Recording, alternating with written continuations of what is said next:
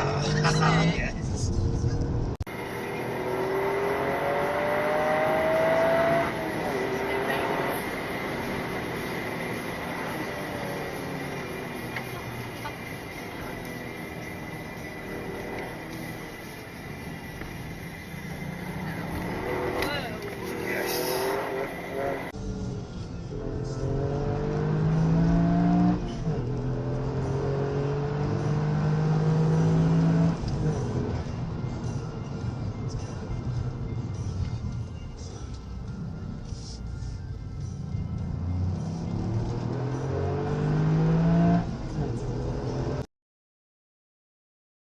Probably aware, over the weekend we did a little bit of a run in the Yaris GR just to kind of review it properly and actually understand the car.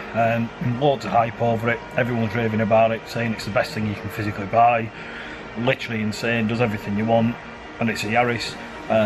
We wanted to see if it was true, and reality is we're not disappointed at all. Actually, it's a seriously impressive car. The downfalls I'll go through first, because the things I'm not massively happy about. The suspension's a bit soft, the rebound's not right great, and it feels quite high up. When you do go around corners, even if you give it some real stick, you can actually push the car, and it does feel like it's not going to be able to take it, and honestly it does. It's surprising. It's better than what it feels, but it's something that does need kind of attention in my eyes. And it's something we spoke with CLP about, and CLP are going to be doing some mods with the suspension. They've already got it on order anyway, and I reckon that'll make a massive difference to the car, because that's one thing I'm not particularly happy with. The other thing is the interior. You know, people say it's not the best anyway, it's Japanese, and it's a Yaris, you know, but the clocks are pretty crap, and you know, I just think that Toyota should have just put 30 quid into a facer, changed the face plates, just made the dials look a bit better. But you know what, you kind of forgive it, because when you're driving it, you're not really looking. And to be fair, everything else about the car is just incredible. The power delivery, it feels like an NA.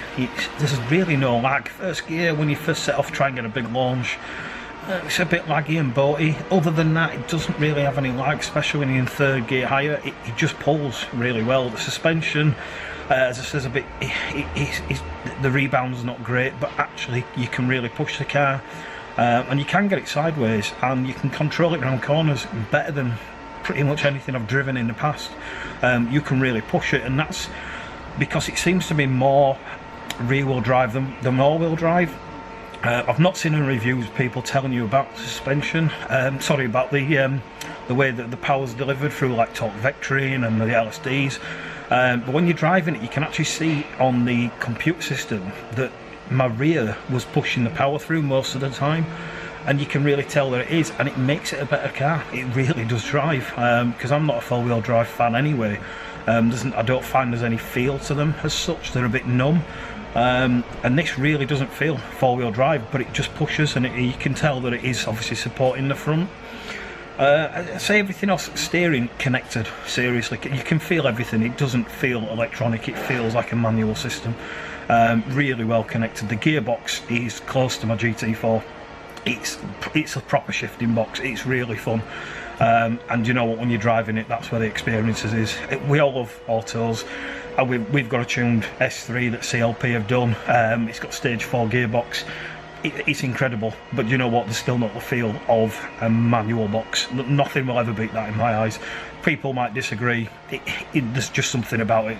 It brings kind of the feel of the car to you, and it's a lot more enjoyable. But as an overall, the car's brilliant. I can't fault it in any way, really. I just can't. Everything, even though the dash is a bit plasticky and the clocks aren't great, I've seen worse, and I've been in worse. And the things like people were asking me over the weekend before we did the review was, would you buy one? And the honest answer is no, I wouldn't. I'd love to have one. I couldn't wait to actually get in the car. As of would you buy one, no, because for 38 grand it's a lot of money. But you know, now I've driven it, my opinion's changed, and I actually want one, and I'd love to sell my S3 and probably get one. I'm not gonna, but you know what, I'm really tempted, because when you look at a new Golf R in the 42 grand area, an A35 AMG, which are incredible, but then you'd want an A45. You're talking 50s and 60s. The new S3, do you know what? They're not as good as this car. Driving this on the motorway felt like a proper everyday car that you could just drive on the motorway and cruise, and it was comfy and it was quiet and it was just so pleasant. And then giving it some stick, it's the other end of the level, and there isn't many cars that really do that. They're either one or the other. Again, back to our S3, it's had a lot of work done on it. It is incredible, but you know, if you push it, this can do more. This really can do more, and I would feel I could do more in this than that. This is probably the closest thing I've driven to my GT4, and that's quite a big expectation, I suppose, because they're in a completely different league, especially in value. But do you know what? This does everything. And if you want a car that you really can have fun in, but you can also nip to shop and drive it every day, and it's also not necessarily going to be a daily car, don't buy a Golf R, don't buy an S3, don't buy an A45, because do you know what? They're not as fun when you're actually wanting to push them to the limits. If you want a car that you can use just every day, and it's just an everyday car, an odd bit of fun, fair enough. It depends what you want in, doesn't it?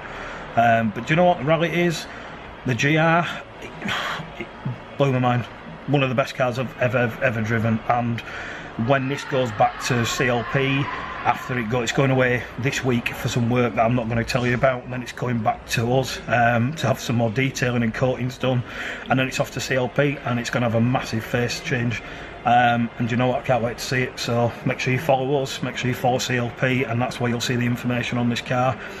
And I've got to be honest, I think with what I know is going on, this is probably going to be one of the most hyped, wanting to view kind of people need to watch it, best Yaris's about, and this is the one that's going to be at CLP. So just to say again, make sure you follow CLP if you want to see one of the best Yaris's in the country, because the honest answer is this is probably going to be it.